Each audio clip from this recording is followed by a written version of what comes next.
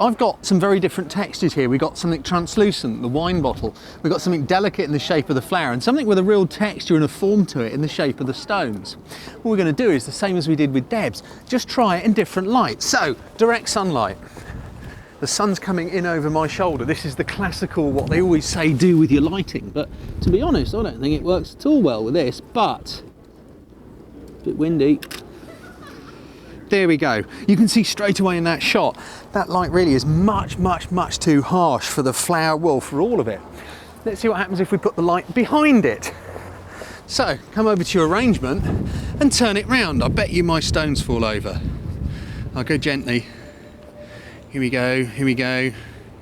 Try and do it before the sun goes in. So it's the same arrangement in the same place.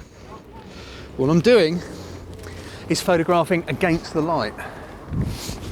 Let's see what happens this time. Move back a bit. Quick, before the sun goes in. Stones falling off, and I think we just got there. Here we go, and again, the sun came out again. You can see straight away there's a much nicer light in the wine bottle, and also there's a better texture on the flower and the stones, despite the fact the wind managed to blow one of them over. So the next thing we should do is to try it in the shade. So we're going to move the whole little ensemble into the shade here. Right, here we go, stones. Now then, we got the same thing, and it's in the shade. So let's see what that looks like. But this time we've got light behind because the sun's over there. So we've got a bright area behind, but the main lighting is shade. Take the shot. And that really is quite a nice, soft, sort of an even light, but there's not much form or texture to it. It's not as good as the backlight. Let's go around the corner and put it into one of the archways and see what happens in there. So we now come around the corner to our friend the arch, where Deb was earlier. All I've done is put the arrangement just inside the arch. Again, get down, repeat the shot, just take it again. You may notice that by using a long lens and a wide aperture, it doesn't really matter what the background is. Now that's got quite a nice shape and form and texture. In fact, that light is really subtle. It's brilliant on the flower. It's not so good on the wine bottle, and the rocks are okay but a little bit dull. Let's see what happens if it's side lit. Let's go and move it somewhere else. There we go, stay there. Good, I do wish I bought blue tack. Now, what we're going to do is side light them, but this is a soft, gentle side light. This isn't like having the sun smack into it.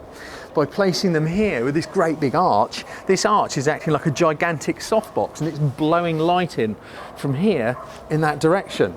I know there's light coming in the other end too, but the predominant light is from this end. That's going to be softening it. So let's have a look. Let's see what it looks like from here. Let's line up the shot, and there we go. Now the first thing that you notice is this lovely soft directional light is fantastic on the flower. It's bringing up all the shape and form and texture of that beautiful flower. It's not doing a bad job on the stones, and the wine bottle's okay, but not as good as when it was backlit. It's one last thing we ought to have a go at. So what I'm going to attempt to do now is to try and light from two different directions and get some backlight to get the wine bottle to come alive. So we've got the arch over this side with tons and tons of light coming in, but then we've got this little arch over here which is blowing a bit of light in from behind at the same time. So hopefully we'll get a bit of backlighting on the bottle and the nice soft, subtle sort of side lighting coming through on the flowers and the stones. Let's see what happens. Again, this is all experimentation. This is stuff that you can go and play with to your heart's content and see what you can come up with. Because when you crack it, you will be so delighted. Now, here's our shot, and yeah, that's worked quite well. As you can see, there's a bit of a rim light going on around the back of the bottle, and the translucency of the flower has come out, and there's a lovely little bright sparkly highlight down the side of the stones, which has sort of brought out their shape and texture. As you flick back and look through all the pictures we've just taken, one after the other, you can see they're all very subtly different, one from the next. We haven't changed the subject. What we've done is change how the subject is lit by moving it around and finding out what it looks like in different pools of light. As you can see, this stuff is really so very simple. Get out there, give this a go for yourself. As you gain experience and knowledge, you will understand what works in what light. So if you know the light's wrong for a portrait, you wouldn't even try and shoot it. You go and look for something else. Get out there in your garden, give it a bash, you'll love it.